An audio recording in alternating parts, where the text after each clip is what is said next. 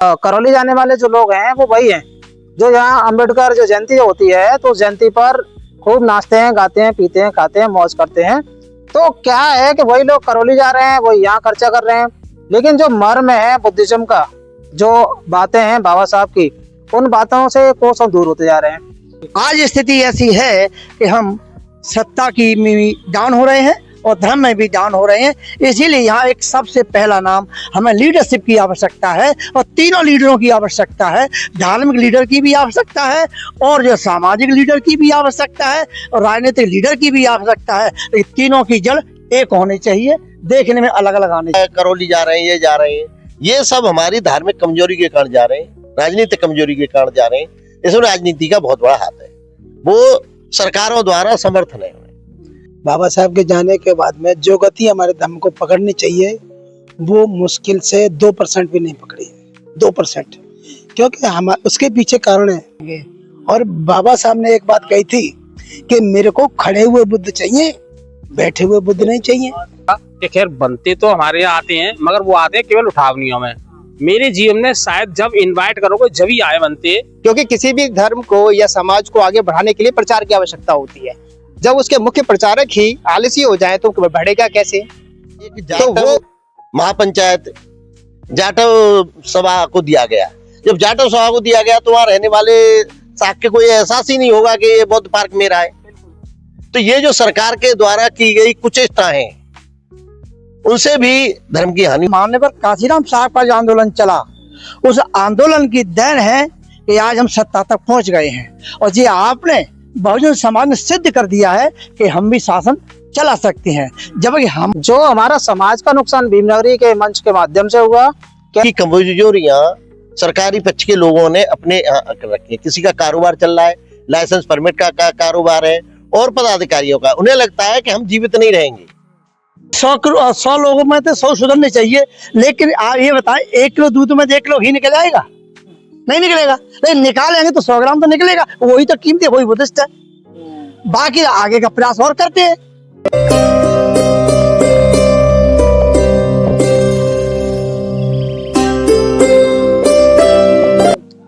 नमस्कार, नमो बुद्धाय। आज हम मौजूद हैं पूर्वोदय बुद्ध विहार चक्कीपाट पर। पूर्वोदय बुद्ध विहार चक्कीपाट वह ऐतिहासिक स्थान है जहां बाबा साहब डॉक्टर भीमराव अंबेडकर ने 18 मार्च 1956 को इस बुद्ध विहार की स्थापना की थी। ये बुद्ध विहार अपने आप में एक अकेला बुद्ध विहार है, बल्कि भारत का पहला बुद्ध विहार है जिसकी स्थापना बाबा साहब डॉक्टर भीमराव अंबेडकर के कर कमलों से हुई थी। बाबा साहब डॉक्टर अंबेडकर ने इसी के नज़दीक एक आगरा किला का मैदान, जिसे अब रामलीला मैदान कहा जाता है, उस मैदान पर उन्होंने अपनी स्पीच दी थी। शेड्यूल कास्ट फेडरेशन एक संस्था थी, एक पार्टी थी, जिसके बैनर तले वो वहाँ आए थे और उन्होंने अपना संबोधन दिया था। उस संबोधन में उन्होंने अलग अलग मासेस को, यानी कि जन समूह को, तो कभी बौद्ध भिक्षुओं को, साथ ही मजदूरों को, किसानों को संबोधित करते, और उनका उसमें पूरा जीवन का एक सार था उस भाषण में, और उस सार को उन्होंने उसमें मौजूद लोगों को बताया था। जीआईसी मैदान पर भी इस समय धम्म कारवां का कार्यक्रम चल रहा है। पूरे आगरा में जगह जगह कार्यक्रम हो रहे हैं। सबसे बड़ी बात यह है कि कार्यक्रम तो हो रहे हैं, उसके बाद भी अगर हम देखते हैं तो बुद्धिज्म किस ओर जा रहा है, समाज किस ओर जा रहा है, उस पर हम गहन विश्लेषण करने के लिए हमारे साथ में आगरा के जाने माने समाजसेवी भी हमारे साथ, और बुद्ध धर्म के जो जानकार लोग हैं वो भी हमारे साथ हैं। सबसे पहले हैं हमारे श्रद्धेय संजोग सिंह जी, जो दयालबाग विश्वविद्यालय में टूरिज्म के प्रवक्ता हैं। सेकंड नंबर पर पॉप सिंह जी हैं, जो बामसेफ, बसपा, एएसपी इन राजनीतिक दलों में रहे, साथ ही साथ में उन्होंने अनेक जन आंदोलन भी किए हैं। हमारे तीसरे नंबर पर हैं टी सुभाष श्रीलंकर जी। श्रीलंकर जी एक आम इंसान की, अपने यहाँ की जो जनता है उसकी बात रखेंगे। और दूसरा इनका जो तारुफ है यह है कि ये श्रीलंकर जी के पुत्र हैं। पूरा नाम क्या था श्रीलंकर जी? प्रेम प्रदीप श्रीलंकर जी काफ़ी बड़े समाज के पत्रकार और बौद्धिस्ट रहे थे जी। हमारे चौथे जो पैनलिस्ट हैं हमारे मिस्टर डॉक्टर देवेंद्र केसरी जी। केसरी जी समाजसेवी हैं और धम्म की अच्छी जानकारी रखते हैं।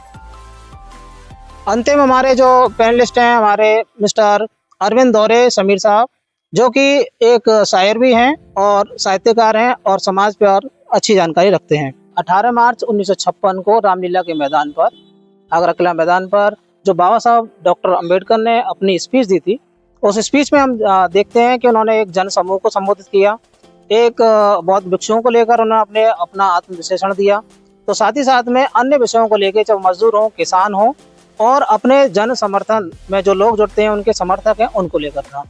तो उसी संबंध में आज हमारे साथ में जो पैनल हैं, उनसे मैं एक एक करके जानना चाहूँगा।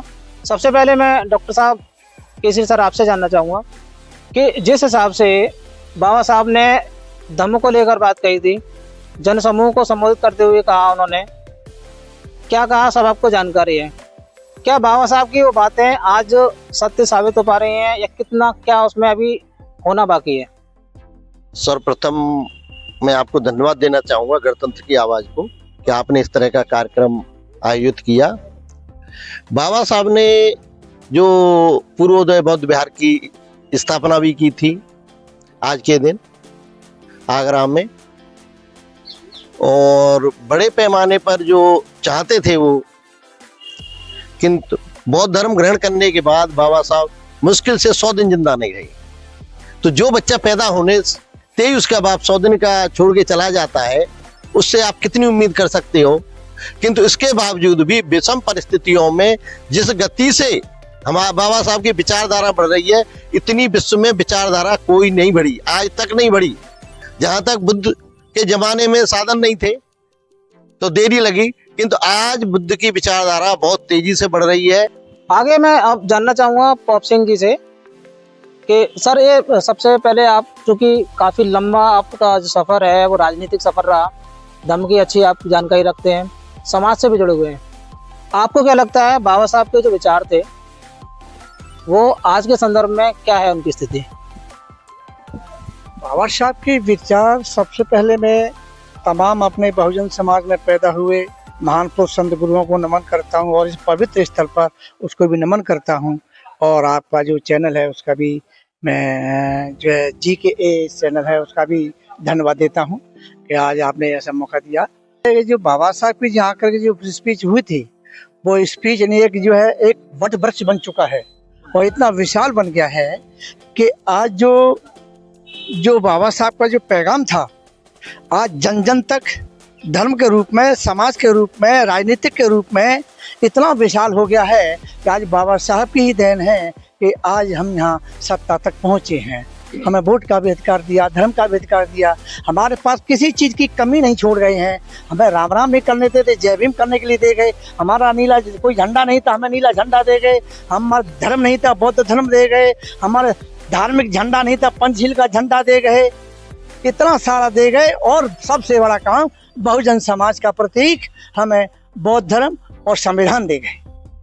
संविधान जो है वो बौद्ध धर्म के, महात्मा बुद्ध के विचारों को ही संविधान के रूप में समाहित कर दिया है, क्योंकि बुद्ध की विचारधारा है जो हमारा संविधान चल रहा है। और ये संविधान, इस संविधान से पूरे विश्व में ये आवाज जा रही है। हमारे जो अफ्रीका के नेशनल मंडेला जी थे, उन्होंने ये कहा था कि अगर भारत में कुछ लेने के लिए है तो वो है भारतीय संविधान, उसको लेना है, इससे सबका कल्याण होगा, सबका जो है भला होगा, जन जन तक समानता का, करुणा, प्रज्ञा, मैत्री पैदा होगी। नहीं सर, वो आप सब अच्छी बात बता रहे हैं, वो तो सब बाबा साहब ने कहा है, लेकिन उस जो बाबा साहब ने उस समय बात कही, उनकी पुस्तकों में बहुत सारी बातें लिखी हुई हैं, तो उसको लेकर आप ये बताएं कि आज का प्रासंगिक कितने हैं उनके विचार, क्या लोग उनके विचारों को मान रहे हैं, कुछ बदलाव हुआ है समाज में, या केवल कुछ एक लोगों में बदलाव हुआ, ये मैं जानना चाह रहा था। समाज में बदलाव हुआ है कि इतना बदलाव हुआ है कि ये सब, जो जितना हमारा समाज जागरूक होता चला जा रहा है, वो सब केवल अगर भारत में से अगर महार और चमार और जाटव और हट जाए तो बाबा साहब का आंदोलन रुक जाएगा। ये अपने तन, मन, धन, विवेक सब कुछ अर्पित कर रहे हैं बाबा साहब के मिशन के लिए, और आगे पूरा भविष्य है कि मैं बता रहा हूँ कि दुश्मन इतना घबराया हुआ है कि जितना जिंदा अम्बेडकर तो खतरनाक था ही, लेकिन मरने के बाद भी उससे भी ज्यादा खतरनाक मनुवाद के लिए साबित हो रहा है। जी, आपका ये मानना है कि हाँ बदलाव हुआ है, बदलाव हो रहा है, तो इनसे हम थोड़ा सा जानते हैं। संजोग जी, बाबा साहब ने उस समय कहा भिक्षुओं को संबोधित करते हुए कि भिक्षु जो है आलसी हो गए हैं, और मठों में बैठे रहते हैं, बिहारों में बैठे रहते हैं, लोगों तक नहीं जा रहे हैं। तब वो स्थिति थी, हम देखते हैं कि आज भी स्थिति है, लेकिन आप एक बुद्धिजीवी को नाते क्या मानते हैं? प्रश्न तो बहुत सही है, क्योंकि बाबा साहब ने पहले तो मैं इस चैनल के माध्यम से सभी को मंगल कामनाएं, शुभकामनाएं दूंगा कि आज जो है वो दिन है। उस प्रांगण में बैठे हैं जिस प्रांगण में बाबा साहब ने आगरा को भारत का सबसे पहला बुद्ध विहार स्थापित कर आगरा को प्राचीन बौद्ध पहचान से जोड़कर आगरा को बौद्धों की राजधानी बना दिया।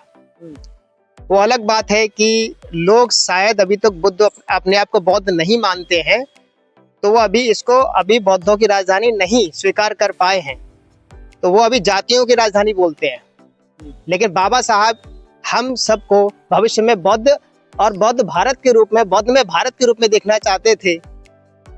तो आपका प्रश्न बहुत बढ़िया है सर। आपने जो भिक्षुओं की बात बोली, बाबा साहब ने जो है बौद्ध धर्म के उत्थान पतन में भी इसकी चिंता व्यक्त की थी।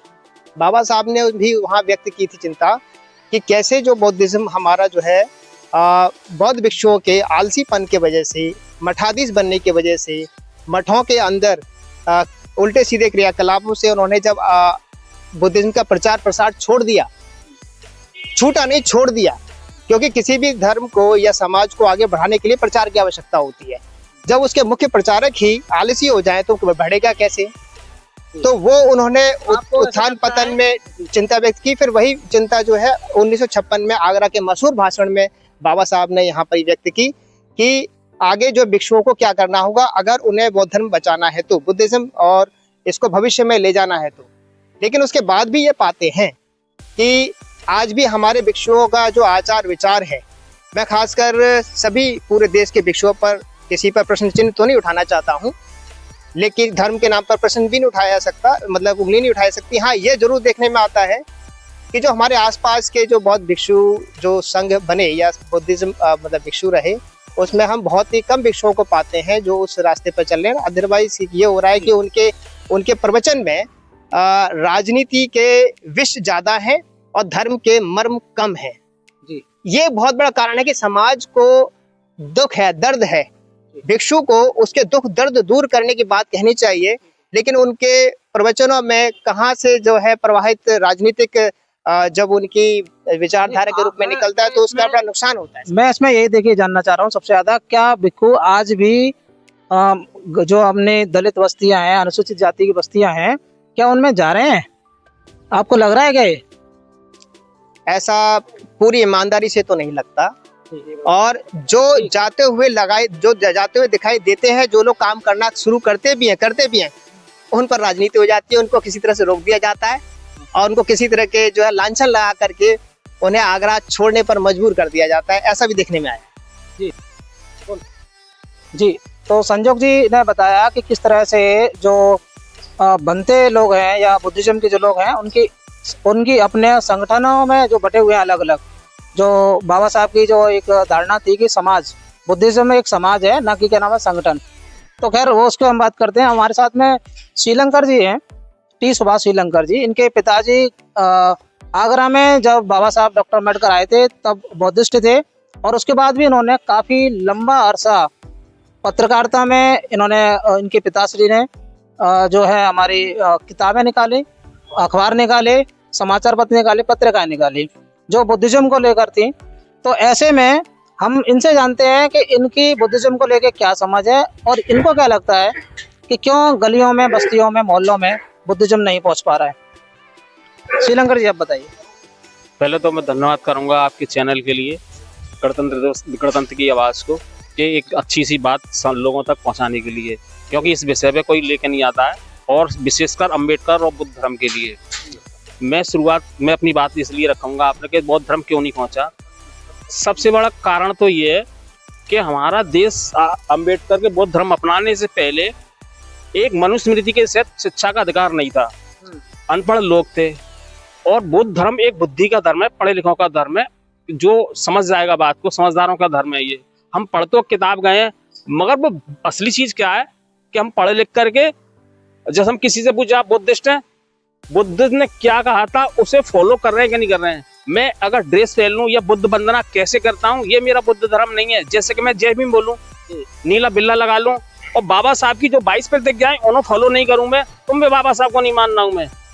मेरा केवल बुद्ध ने कहा क्या था, जैसे अम्बेडकर ने जब पढ़ाई लिखाई करके धर्म चेंज करने की बात आई तो उन्होंने बुद्ध की 50 शाखा देखी।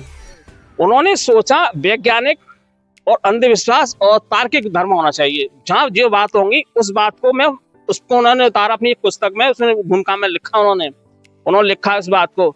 तो जब तक हम तर्क नहीं सीखेंगे, हम केवल इसी में रहेंगे, हम ड्रेस कैसे पहने, वंदना कैसे करते हैं, हाथ जोड़ के करते हैं कैसे। मैं भी एक सागंज बुद्ध विहार में गया था तो बोले आप बुद्ध विहार में तो आगे आपने नमन तो किया नहीं। तो हम क्या कर रहे हैं, जैसे मेरे घर में किसी के भी घर में देख लो, हम क्या करते हैं, एक भगवान बुद्ध की मूर्ति लगा लेते हैं और एक मोमबत्ती लगा करके तस्वीर लगा करके उसके आगे बुद्धम शरणम की यानी पूरी पढ़ लेते हैं। बातें क्या है, हमें फॉलो कैसे, जीवन कैसे चेंज करना है। हम इतना सीख गए कि मरने के बाद में उठावनी है कि बुद्धों को बुला लेते हैं, उनको बुला लेते हैं और बुद्ध हमको ये समझाते हैं कि 13वीं नहीं करनी है आपको, ये जो चीज हिंदू धर्म से संबंधित है ये नहीं करनी है हमको, हम करेंगे अपने मन की, क्योंकि हम तो बुद्ध को मानते हैं। बुद्ध केवल धर्म बुद्धि का धर्म है, आस्था नहीं है इसमें जरा भी। जहाँ अपनी आस्था अपनाने के फलाने टाइम से चला होता चला आ रहा है, जब से चला आ रहा है हम उसी को मानेंगे। मेरे पिताजी करते चले आए, मेरे बाबा करते चले आए, मैं तो कैसे हट जाऊंगा, मैं उसे फॉलो नहीं करूँ। तार्किक और बौद्धिक और वैज्ञानिक दृष्टि से अपने जीवन को जियो, वो है बुद्ध। कोई धर्म नहीं है, एक सोच है बुद्ध की। सोच अपनाओ, ना कि धर्म अपनाओ। आपकी सोच आस्थावान है, सबसे बड़ा, सबसे एक जीवन में नाजुक कड़ी है आस्था। आस्था मेरे दिल में जब आ जाएगी नहीं तो मैं फिर आस्थावान हो जाऊंगा, मैं बुद्ध की पूजा करता रहूंगा, उनकी बातों को नहीं मानूंगा। हमारे देश में बुद्ध का विघटन कैसे हुआ कि जो शुरुआती मंत्र था उन्होंने जो शाखा बैठी वो आस्थावान बनाई, बुद्ध की आस्था नहीं बनाई कि तो पूरे देश में हमला हावी हो गया पूरा बुद्ध धर्म। इसे आस्थावान कैसे बनाए, इसे अवतार कैसे घोषित करें, हम अवतार घोषित करेंगे तो पूजेंगे, सब लोग फॉलोअर बनेंगे। आज हमारे धर्म में, इस बुद्ध धर्म में, आगरा में कह रहा हूँ, बाबा साहब की इस जगह आप भाई ने बताया था कि पत्तल पड़ी है, सारी चीज पड़ी, क्योंकि हमारे फॉलोअर कमती हैं, यानी मानने वाले कमती हैं। हम केवल जय भीम और बुद्ध नमो बुद्धाय करना सीख गए, इतना सीख गए, इतना बढ़िया करेंगे हम, बुद्ध नमो बुद्धाय जय भीम कर लेते हैं, जी कर लेते हैं हम। इनके बुद्ध विहार जैसे हम बनते जी हैं, कोई भी इनको अगर इनके सपोर्टर हो जाए अच्छे, जैसे कोई पंडित है या कोई मौलवी है या कोई चर्च का कोई वो है, वो घर घर जाके प्रचार करते हैं, चर्च के लोग जाके एक संदेश देते हैं। हमारे बुद्धिस्ट लोग अगर कोई बुलाएगा तो जाएंगे भैया, कोई इनवाइट करेगा खाने के लिए, कोई उसके लिए तो अपना प्रचार करेंगे धर्म का। और नहीं अपनी कुटियां बनी हुई है, बढ़िया बढ़िया कुटियां बनी हुई है, वहाँ बने हुए हैं। सामाजिक काम और धर्म का काम तो केवल यही करेंगे। मैं अगर मान जाऊँ, मैं समाज में जाके बुद्ध धर्म का प्रचार करूँ, लोग मेरी विश्वास कम करेंगे, जबकि बुद्ध उनके बुच्छियों का ज्यादा करेंगे। बिच्छू मारे इतना, यही भाई ने बताया कि पाली भाषा ज्ञान ही नहीं है। हम चीवर तो पहन लेते हैं, अधूरे ज्ञान के ऊपर चीवर पहन लेते हैं। ज्ञान जब तक पूरा नहीं होगा हमारे बुद्ध धर्म का है, बुद्ध है क्या चीज। तो सर ने जो बताया सीधी सीधी सपाट, और इनके जो आज स्पीच है अपनी बताने का जो तरीका है, श्रीलंकर साहब का जो एक कहते हैं ना कि पुश्तैनी जो मिला में लगता है, वो साफ दिख रहा है कि बिल्कुल औजपूर्ण और साथ ही साथ में सारगर्भित बात इन्होंने कही है कि परंपरा और आडंबर यदि बुद्धिज्म भी अपना लेगा तो किसी दूसरे धर्म में और इसमें कोई खास अंतर रहेगा नहीं, क्योंकि वैज्ञानिक धर्म है ये और विज्ञानता को बताता है, विज्ञान को बताता है धर्म। इसको लेके हम आगे, हमारे साथ में एक शायर हैं और साहित्यकार भी हैं, समीर साहब, उनसे जानते हैं कि एक क्या इसमें बात हो सकती है। तो पहले गणतंत्र की आवाज़ चैनल को और मिस्टर डॉक्टर के सिंह जी और जी को धन्यवाद कि उन्होंने हमें आमंत्रित किया। देखो, जैसा अभी सभी विचारकों ने कहा, उसमें एक बात जरूर कहना चाहूँगा कि चाहे आचार्य जी श्री विजन सिंह जी ने कहा, पाली के बहुत अच्छे ज्ञाता है, मेरे गुरु हैं। डॉक्टर केसरी जी, ये भी अपने क्षेत्र के सम्मानीय व्यक्ति हैं, मुख्य पे ही आ रहा हूँ। श्रीलंकर जी की बात और आचार्य जी की बात मुझे है अच्छी लगी, और संजोग सिंह जी की सीधी सपाट बात में है। अगर ये नहीं होती है तो मैं ये बात कहना चाहता हूँ समाज के सभी उन अनुयायियों से कि किस तरीके से बुद्धिज्म को या फिर किसी भी धर्म में आस्था को आडंबर तक तो पहुंचा करके किस तरीके से आर्थिक हानि होती है। इस समय जो प्रश्न आया था बहुत अच्छा प्रश्न है, मैं धन्यवाद देना चाहूंगा कि दरअसल करौली में विगत 5 वर्षों से मैं रिसर्च कर रहा हूं और मैंने देखा कि उत्तर प्रदेश, खासकर आगरा के सराउंडिंग अपने उसके राजस्थान के भी कुछ लोग आते हैं जो यहाँ से वहां चले गए, वो भी वहां पहुंचते हैं। तो लगभग अनुमान 3.5 लाख 3,75,000 लोग बाग है दर्शन के लिए जाते हैं। ये आंकड़े हैं, आप देख सकते हो। और इसमें एक व्यक्ति जो है कम से कम 1 से 5,000 रुपए लेकर के जाता है और वो खर्च करके ही जाता है। क्योंकि पैदल यात्रा है, दर्शन करने के लिए जाता है, तो स्वाभाविक है कि कम से कम 2-3 दिन तो उसे पहुंचने में लगते हैं और 2-3 दिन उसको आने में लगते हैं। और जो जमा पूंजी लेकर के जाता है वो खर्च ही कर देते हैं। तो इसको लगभग 7 करोड़, इसको मल्टीपल कर दीजिए, 7 से इसको कर दीजिए 7 दिन, क्योंकि जब थकावट हो जाएगी तो 2 दिन और नहीं वो काम करेगा, यानी पूरा सप्ताह गया। इसको अगर हम इस आंकड़े को 1 लाख भी मान लेते हैं कि 1 लाख दर्शनार्थी उधर की तरफ गए, 7 दिन के हिसाब से पर डे है कम से कम 1,000 रुपए खर्च किए और कम से कम 10 दिन उसके समय बर्बाद हो गया। इनका सबका अगर गुणा कर लोगे तो 7 अरब रुपए की हानि हुई है, आप गुणा करके देख सकते हैं। तो ये 7 अरब रुपए की जो हानि हो रही है, ये एक विशेष वर्ग के समाज के लोगों की हो रही है।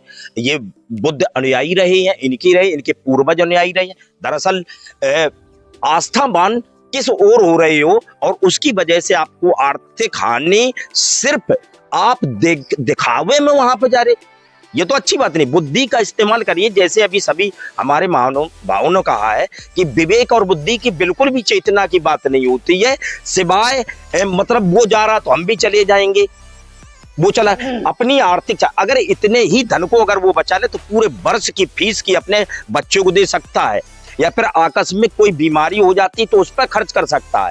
अपने माँ बाप को मतलब उतना प्यार नहीं करता है जितनी पत्थर की मूरत से प्यार करता है। ये मुझे किसी भी तरह से अपने समाज की बुद्धिहीनता पे तरस आता है। करौली जाने वाले जो लोग हैं वो वही हैं जो यहाँ अम्बेडकर जो जयंती होती है तो जयंती पर खूब नाचते हैं, गाते हैं, पीते हैं, खाते हैं, मौज करते हैं। तो क्या है कि वही लोग करौली जा रहे हैं, वही यहाँ खर्चा कर रहे हैं, लेकिन जो मर्म है बुद्धिज्म का, जो बातें हैं बाबा साहब की, उन बातों से कोसों दूर होते जा रहे हैं। हमारे साथ में संजोग जी हैं जो बुद्धिज्म पर काफी वर्क कर रहे हैं, उस पे क्या उनका कहना है, उनसे थोड़ा सा जानते हैं, बताएं। जी सर, उसी प्रश्न को थोड़ा मैं आगे बढ़ाता हूँ जिस पर आप गहन जो चिंतन हो रहा है कि जो संदेश इस बुद्ध विहार से किसी समय जा रहा था 1980 तक, तो हम लोग देखते हैं, हमने अपने पुरखों को भी देखा जब हम छोटे थे और उसके बाद भी देखते आ रहे हैं। और अभी जो उस समय की बची हुई पीढ़ी है उनसे भी जब वार्तालाप हुई तो उनका भी लगभग यही मत निकला। जैसे कि श्री BL निमेश जी हैं, उनसे अभी कुछ समय बाद पहले बात हुई और एक साथी और एक और पुराने बाबूजी हैं, उनसे भी बात हुई, तो उनका भी यही तर्क रहा और आंकलन रहा कि 80 तक के समय तक हम देखते हैं कि आगरा में धार्मिक और सामाजिक बदलाव की क्रांति चल रही थी। ये वो जब प्रांगण है जहाँ बैठे हैं हम, कि इसने जो है एक से एक विद्वान दिए हैं, प्रोफेसर्स दिए हैं और चिंतक दिए हैं, लेखक दिए हैं, और आगे जाकर के राजनीति में आने वाले लोग हुए, वो भी जो है इस बुद्ध विहार से जो है बाबा साहब के विचारों की प्रेरणा लेके गए। तो वो देखते हैं कि वो जो जब तक ये कार्यक्रम यहाँ 80 तक देख रहे हैं कि ये सामाजिक और धार्मिक सामाजिक क्रांति थी, लेकिन 80 के बाद जैसे ही राजनीतिक क्रांति आती है, आगरा में इसके बीज पड़ते हैं, ये और बढ़ती है, तो जो धार्मिक सामाजिक कार्यकर्ता थे, नेता थे, वो फिर राजनीतिक होते गए। तो जैसे ही धार्मिक सामाजिक चेतना राजनीतिक में बदल गई, तो वो धीरे धीरे समाज और धर्म और समाज से ध्यान सबका हटता गया और ये जो जगह, ये सारे जो हमारे कार्यक्रम धार्मिक और सामाजिक कार्यक्रम होते थे वो राजनीतिक कार्यक्रम में बदल गए। और आज हम देखते हैं कि आज हमारी राजनीति भी एक ही जाति की हो गई है। तो जब हम एक ही जाति के लिए काम करेंगे तो दूसरी जाति तक कैसे पहुंचेंगे? तो मुझे लगता है कि राजनीति बुरी नहीं है, लेकिन जो तरीके अपनाए गए, रणनीति अपनाई गई, अगर उसमें बुद्ध विहार धर्म को, बुद्धिज्म को छोड़ दिया होता, उसको अपनी तरह से अलग से किया गया होता, दूसरे तरीके अपनाए जाते, यहीं पर अपनी जो है ऑप्शन नहीं देखे जाते, तो मैं समझता कि शायद हमारी धर्म और सामाजिक क्रांति मतलब ये बच गया होता। हमारा जो आंदोलन धार्मिक और सामाजिक आंदोलन चल रहा था, इस पर इसे कम से कम इससे जो काम कर रहा था करते देना चाहिए था, तो ये इसके रिजल्ट आते। लेकिन जो यहाँ पर शक्ति निर्माण हुई थी वो कन्वर्ट हो गई। उसका कहना तात्पर्य है सर कि हम देखते हैं कि 80 के बाद से ही हमारे बुद्ध विहार राजनीति के अखाड़े बन गए। वहीं पर राजनीतिक मीटिंग्स हो रही हैं, वहीं पर उसकी रणनीति बन रही है, वहां पर ही जो है क्या कहते हैं वोटर्स और उसके आगे के जो चुनाव की प्रणाली है। अब क्या बुद्धिज्म डिस्कशन मतलब धर्म का डिस्कशन खत्म हो गया, सामाजिक चिंतन खत्म हो गया। सामाजिक धार्मिक चिंतन खत्म होने से ही और ध्यान भटक जाने से क्या हुआ कि जो कार्यक्रम चल रहा था, समाज की तरफ चल रहा था, वो राजनीति में टर्न ले गया, और इसको बहुत बड़ा पतन मानते हैं अगर हम देखें आगरा के लिहाज से। तो बिल्कुल संजोग जी का कहना है कि जब राजनीतिक रूप से यानी कि पावर जब हाथ में लेने की बात आई, तो फिर कहीं ना कहीं धर्म का और समाज का नुकसान होता गया। लेकिन मोटा मोटी देखेंगे तो हम देखते हैं कि नहीं, राजनीति से एक और जहाँ हमारा नाम हुआ है, दुनिया में जानकारी बढ़ी है, लोगों को जागरूकता बढ़ी है। अब राजनीति का सफ़र काफ़ी लंबा रहा है पॉप सिंह जी का। इनसे पूछते हैं कि वास्तविकता से कितना दूर और कितने पास हैं संजोग जी के विचार। जी सर। धन्यवाद आपने पुनः। साथियों, बाबा साहब ने कहा था कि राजनीतिक सत्ता एक ऐसी चाबी है जिससे हर समस्या का ताला खोला जा सकता है। इसलिए उनके बाद में मान्यवर काशीराम साहब का जो आंदोलन चला, उस आंदोलन की देन है कि आज हम सत्ता तक पहुंच गए हैं। और ये आपने बहुजन समाज ने सिद्ध कर दिया है कि हम भी शासन चला सकते हैं, जबकि हमको ये समझा जाता था कि इनमें योग्यता ही नहीं है। जबकि बहन जी का शासन चला, उसमें बहुत बड़े रचनात्मक कार्यक्रम हुए, तो गांव के नाम अम्बेडकर गांव के नाम से विकास हुआ, और तुम्हारे डिग्री कॉलेज भी बने, और तुम्हारा जो है विश्वविद्यालय भी बने, हर जाति पर बने, छत्रपति शिवाजी महाराज कॉलेज बने, तमाम ऐसी जो कॉलेज बनी। लेकिन हमें सत्ता सत्य है कि धर्म एक अलग चीज है, लेकिन अगर पावर लेनी है तो सत्ता पावर उसके हाथ में होती है, जिसकी सरकार होती है। आज जो भी हमको दबाया जा रहा है वो सत्ता के बल पर दबाया जा रहा है समाज को। जो भी जुल्म ज्यादती हो रही है सत्ता के बल पर हो रही है समाज को। लेकिन जो बुद्धिस्ट लोग थे, जो सक्रिय बुद्ध अमृतवादी थे, वो साहब काशीराम जी के आंदोलन के साथ जो है जुड़ गए, तो उन्होंने वहां जाके कारनामा संभाला। आज स्थिति ऐसी है कि हम सत्ता की में डाउन हो रहे हैं और धर्म में भी डाउन हो रहे हैं। इसीलिए यहाँ एक सबसे पहला नाम, हमें लीडरशिप की आवश्यकता है, और तीनों लीडरों की आवश्यकता है। धार्मिक लीडर की भी आवश्यकता है, और जो सामाजिक लीडर की भी आवश्यकता है, और राजनीतिक लीडर की भी आवश्यकता है। लेकिन तीनों की जड़ एक होनी चाहिए, देखने में अलग अलग आने चाहिए, तब हम जो कवर होंगे। तो बिल्कुल काफ़ी मैं समझता हूँ काफ़ी अच्छी बात कही है कि लीडर तीन होने चाहिए, लेकिन जड़ एक होनी चाहिए। हमारे साथ में भारतीय बौद्ध महासभा के सदस्य भी हैं, और पूर्व में भी अध्यक्ष वगैरह भी रहे हैं, डॉक्टर केसरी साहब। इनसे जानते हैं कि संजोग जी और पॉप सिंह जी के जो विचार हैं उससे कितना इत्तेफाक रखते हैं, क्योंकि ये देखने को मिल रहा है डॉक्टर साहब कहीं तक बात सही कह रहे हैं वो, तो आप कैसा मानते हैं? नहीं, बिल्कुल सही कहा है संयोग सिंह जी ने और पॉप सिंह जी ने भी। तो साथ में मैं थोड़ा सा ऐड करना चाहूंगा कि ये बाबा साहब ने कहा था, धार्मिक और सामाजिक क्रांतियों के बाद ही राजनीतिक क्रांतियां आती हैं। राजनीतिक शक्ति के अभाव में आज जो अब तक जितनी बातें हुई, ये सब हो रहा है राजनीतिक शक्ति के अभाव में ही हो रहा है। जब राजनीतिक शक्ति होती है तो धार्मिक प्रचार तेजी से हो जाता है। आज जो अभी बताया करौली जा रहे हैं, ये जा रहे हैं, ये सब हमारी धार्मिक कमजोरी के कारण जा रहे हैं, राजनीतिक कमजोरी के कारण जा रहे हैं। इसमें राजनीति का बहुत बड़ा हाथ है, वो सरकारों द्वारा समर्थन है। अभी हमारे यहाँ बौद्ध विहार पार्क बन रहा है। बौद्ध विहार पार्क का देखरेख किसी बौद्धिस्ट सोसाइटी को करनी चाहिए थी। आगरा में कई सोसाइटियां हैं सक्रिय रूप से, किंतु वो कार्य एक जाटव महापंचायत जाटव सभा को दिया गया। जब जाटव सभा को दिया गया तो वहां रहने वाले शाक्य को ये एहसास ही नहीं होगा कि ये बौद्ध पार्क मेरा है। तो ये जो सरकार के द्वारा की गई कुचेष्टा है, उनसे भी धर्म की हानि हो रही है, बुद्धिज्म के प्रचार में बाधा आ रही है। ज्यादातर ये प्रचार बाबा साहब के जमाने से ही कर दिया गया था कि इन जातियों को जो आरक्षण का लाभ मिलने वाला है वो बौद्ध बनने के बाद नहीं मिलेगा। इसका तमाम तरह से खंडन किया गया, किंतु शासक वर्ग द्वारा ये प्रचार लगातार जारी है। आज भी प्रचार है कि तुम उन लाभों से वंचित हो जाओगे। तो ये जो कुचेष्टा है वो सरकार की कुचेष्टाओं के कारण भी हम लोगों को निराशा लग रही है। बाकी लोग अपने स्तर से बढ़िया काम कर रहे हैं और सरकार कोई भी सरकार भयभीत है कि अम्बेडकरवादी विचारधारा और बुद्ध की विचारधारा बड़ी तेजी से फैल रही है। जानना चाहूंगा, आप कह रहे हैं राजनीति को लेकर आगरा की, अगर हम केवल पर्टिकुलर आगरा की बात करें जो हमें सबको दिख भी रहा है, आगरा में भीमनगरी मंच आयोजन होता है भीमनगरी का, उसमें आप देखते हैं कि जहां बीजेपी जो शासन सत्ता में है इस समय, वो भीमनगरी के मंच पर बीजेपी के कार्यकर्ता आते हैं, अपने नारे बोलते हैं, राधे राधे बोल देते हैं, जनता यहाँ की विरोध करती है। उसके बाद भी फिर से क्या नाम है, आज इस बार की जो भीमनगरी है इसमें फिर से बीजेपी वालों का बोलबाला हो रहा है। तो क्या जो इस बुद्ध विहार को आज देख रेख कर रहे हैं कुछ लोग हैं, वो ज्यादा इस समाज को बरगला रहे हैं, क्या है सर? हाँ बिल्कुल, वो भयभीत लोग हैं। उनकी कमजोरियां सरकारी पक्ष के लोगों ने अपने यहाँ रखी है। किसी का कारोबार चल रहा है, लाइसेंस परमिट का कारोबार है, और पदाधिकारियों का, उन्हें लगता है कि हम जीवित नहीं रहेंगे, जीवन से मतलब हमारे कारोबार जिंदे नहीं रहेंगे। वो इस प्रेशर में काम कर रहे हैं जैसे रोज विधायक एमएलए दूसरे पक्ष के लोग सरकार पक्ष में चले जाते हैं, है ना। यही यहाँ छोटी छोटी कमेटियों के साथ भी हो रहा है। हर आदमी पर दबाव बनाया जा रहा है कि अगर तुम हमें नहीं बुलाओगे तो हम ये नहीं होने देंगे।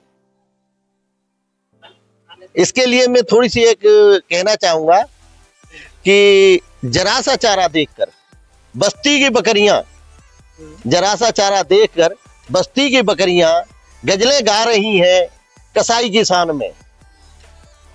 जरा सा चारा देखकर बस्ती की बकरियां गजलें गा रही हैं कसाई की शान में।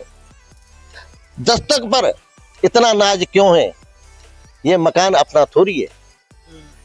तो उन लोगों के लिए कहना चाहूंगा कि उन्हें ये बात समझ में आनी चाहिए कि जहां तुम उनके लिए गुणगान कर रहे हो वो मकान आपका नहीं है। आप गलत फहमियों में क्यों हो। हमें अपने घर में अपनी संस्थाओं के साथ ही काम करना चाहिए, अपने धर्म के साथ काम करना चाहिए। वो लोग तो हमें गुलाम बनाने का काम कर रहे हैं, जो हमें चारा दिखा रहे हैं, दे नहीं रहे, केवल दिखा रहे हैं, वो कल हमें काटने की तैयारी कर रहे हैं। तो इसके लिए हमें सतर्क होने की जरूरत है, बहुजन समाज को सतर्क होने की जरूरत है। जी, तो डॉक्टर साहब ने बड़ा साफ कहा कि कुछ बकरियां जो हैं कसाई के कसीदे गा रही हैं, और उसमें भीमनगरी आयोजन समिति के कुछ खास लोग विशेष रूप से शामिल है। इसमें कहने में कोई हर्ज नहीं है, ये हम वर्षों से देख रहे हैं। और कम से कम जब से बहन जी की सत्ता के बाद 2007 के बाद जब बहुत सारा पैसा आने लगा भीमनगरी के पास में, तब से विकास के नाम पर खूब सब कुछ होने लगा, और जिससे समाज को तो कुछ नहीं मिला, टूटे टाटे खरंजे मिले और टूटी टाटी सड़कें मिली, एक नाम मात्र का विकास मिला। लेकिन जो हमारा समाज का नुकसान भीमनगरी के मंच के माध्यम से हुआ, कैसे बीजेपी के लोगों ने यहाँ एक सेंध बनाई समाज में कि आज बीएसपी जैसी जो बाबा साहब की विचारों पर चलती है पार्टी, सत्ताधारी के गुणगान गाने के चक्कर में मिशन को पीछे छोड़ दिया गया। चाहे वो एएसपी हो, चाहे बीएसपी हो, वो पीछे रह गई, और जो ब्राह्मणवादी विचारधारा की पार्टियां हैं वो आगे बढ़ गई। एक तो जो बाबा साहब ने 18 मार्च 56 को कहा था, वो सारी बातें लगभग वहीं लौट कर आ रही हैं, प्रासंगिक हैं।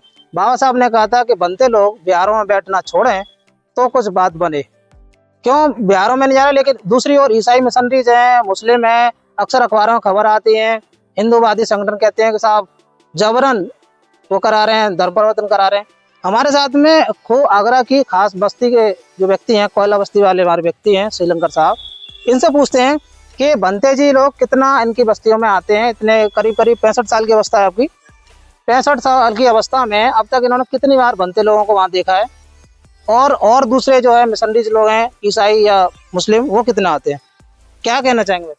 मैं इस विषय में ये कहना चाहूँगा कि खैर बनते तो हमारे यहाँ आते हैं, मगर वो आते हैं केवल उठावनियों में। मेरे जीवन में शायद जब इनवाइट करोगे जब ही आए बनते, ईसाई और मुसलमान तो खैर आते नहीं है।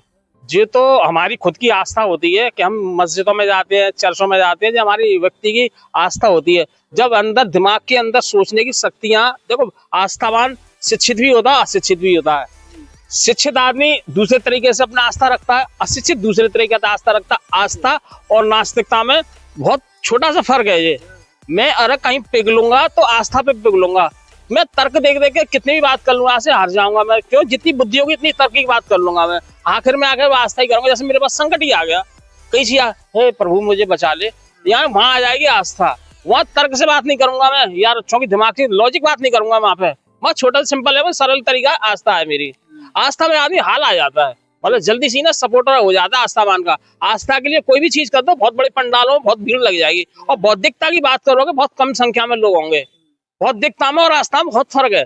आस्थावान संख्या में मिलेंगे और उसमें मिलेंगे बहुत भीड़ के रूप में मिलेंगे, मतलब ये चीज है।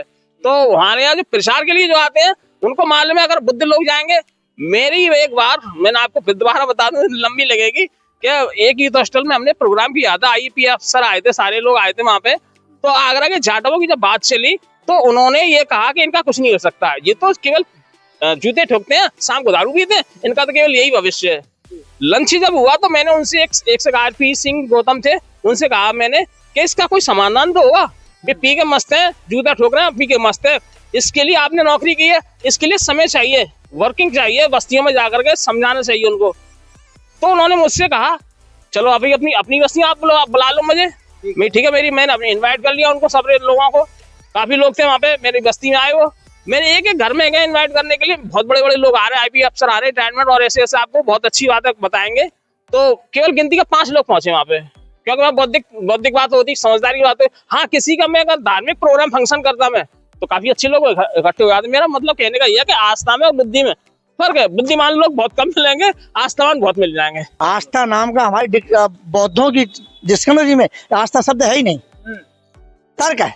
तर्क है। तो जो है आपकी इच्छा है कि 100 लोगों में तो 100 सुधरने चाहिए, लेकिन आप ये बताएं 1 किलो दूध में 1 किलो घी निकल आएगा? नहीं निकलेगा। लेकिन निकालेंगे तो 100 ग्राम तो निकलेगा। वही तो कीमती है, वही बुद्धिस्ट है।